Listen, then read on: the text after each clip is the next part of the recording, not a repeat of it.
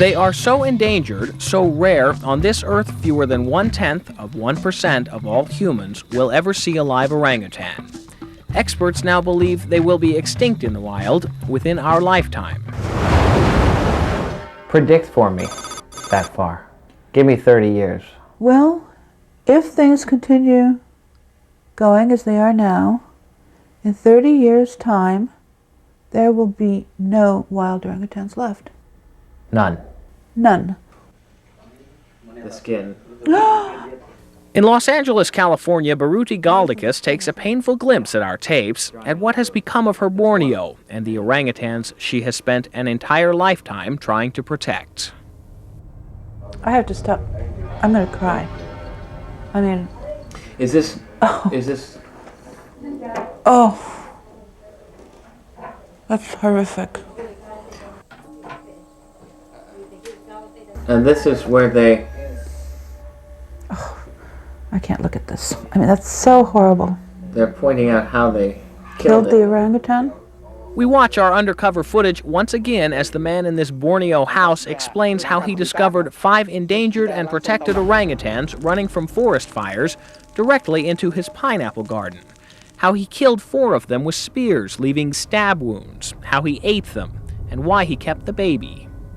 They were running because they were scared. They weren't running to attack anybody. No. Orangutans are very, very benign. They're very shy.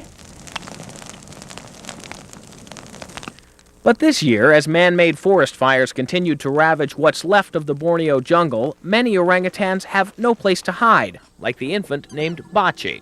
He watched the farmer kill his entire family before being stuffed into a wooden box underneath what was left of his mother. What would this orangutan had to have gone through to get where he is now? Inordinate suffering. He was ripped off his mother's body. He was probably screaming at the top of his lungs.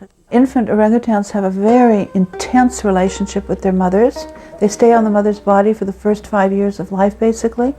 So these infants, even though it may not seem like it at this moment, are under tremendous stress. Back in Borneo, Hazrul and Barita have decided to take the law into their own hands and rescue our 2 jungle refugees, Bachi and Queenie. They're going in alone. No police, no guns, just common sense. Queenie is first. One uncle already agreed to let us go with this baby, but another uncle doesn't agree. So again, we find it difficult to persuade him. Realistically, though, you could just take the orangutan because they're breaking the law, right? Of course, we have a right to do so. But you're trying to be a little civil about it. Exactly. We don't want to break their heart, put it that way.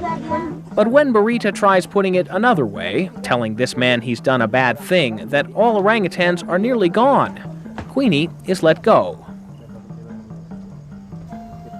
1 down, 1 to go. Bache is next. We're in luck. The farmer is home. With his soft touch, Barita explains that Bache is coming with us. The farmer says okay. So we say goodbye in the hope and that one day he will be one of our collaborators in this region.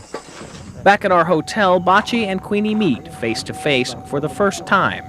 Their shared terrifying ordeal is painfully clear. He's very weak, he's very shocked, I think. It's time for our team's maternal instincts to kick in. Hazrul designs a makeshift nursery cage. This is infant formula with iron. While the rest of us go shopping. How much? 2,000. Okay. A short visit from the local vet who tells us Queenie is healthy enough, but Bache hasn't eaten in days. He needs water and a vaccination. He takes it bravely and goes to sleep. Early the next morning, and Bache is still refusing to eat. Okay. Hazrul calls Baruti in Los Angeles, wanting answers. Yes. They've lost their mothers, their families, their homes. Everything these little guys once had is now gone, except hope. It wasn't long before our answer arrived. Eric Mayard from the Water Reset Project on the other side of Borneo. He's come to help. We just came up from a city about 100 kilometers east from here, where we confiscated 19 orangutans in 3 days' time, and there's still many of them around. Eric says Bache and Queenie should come to Water Reset to be treated, and when they are ready, returned to the wild. That night, Hazrul and Eric exchange information and begin the planning process to rescue the other 100 orangutans still trapped in Palangkaraya. Well, I mean, so far, I've just written down 2. They found 4 orangutans, which I didn't know of.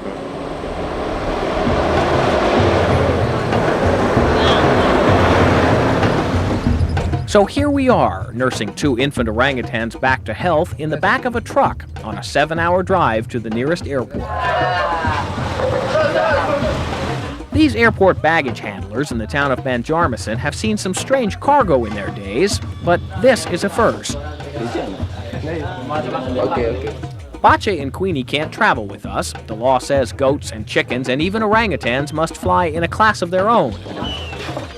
So they are weighed in and hauled off with the Samsonite, reminded just how far from home they really are.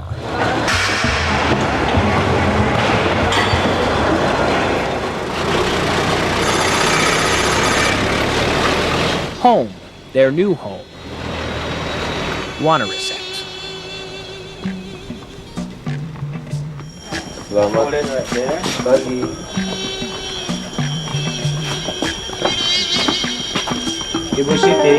This is the last stop, the end of the line for Bache and Queenie.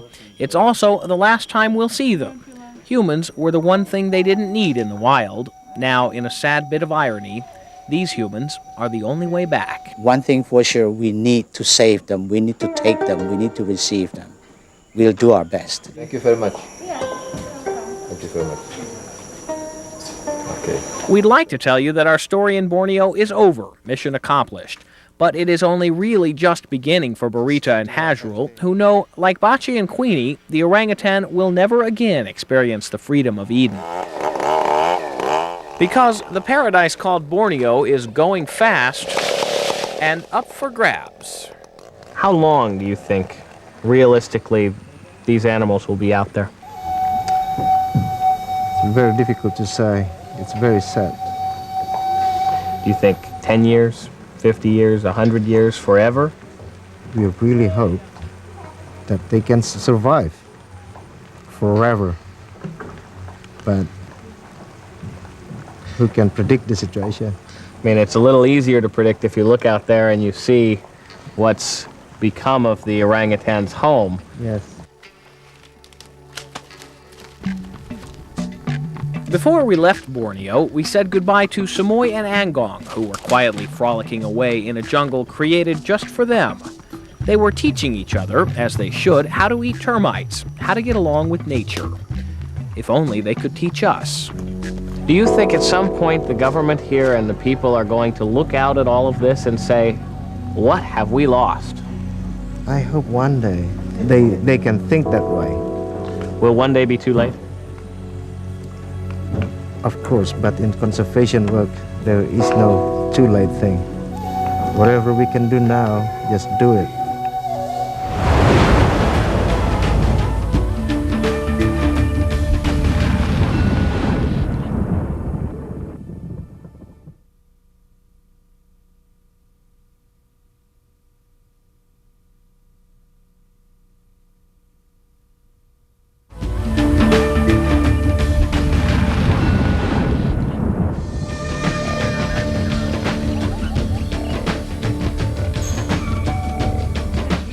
In the aftermath of the fires, more than 50 orangutans were brought to the Water Reset station. Many of them will be released back into the wild within the next 2 years.